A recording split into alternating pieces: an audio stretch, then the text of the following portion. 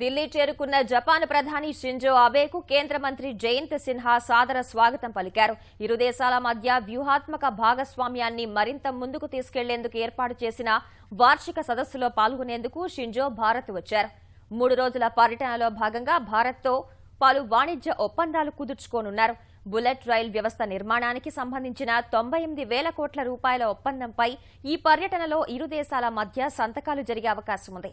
వాణిజ్య అంశాలపై గతంలో తీసుకున్న నిర్ణయాలపై జపాన్, భారత్ ప్రధానులు సమీక్షిస్తారు. చర్చల అనంతరం మోదీతో కలిసి షింజో వారణాసి వెళ్లనున్నారు. అక్కడ నిర్వహించే గంగా హారతిలో ఆయన పాల్గొంటారు. పర్యటనలో భాగంగా రాష్ట్రపతి ప్రణబ్ ముఖర్జీతో అబే సమావేశమవుతారు. ఢిల్లీలో అడుగిడిన అబేకు ప్రధాని మోదీ ట్విట్టర్ ద్వారా స్వాగతం పలికారు. షింజో అబే పర్యటన భారత్, జపాన్ మధ్య సంబంధాల్ని మరింత బలోపేతం చేస్తుందనే ఆశాభావాన్ని మోదీ వ్యక్తం చేశారు.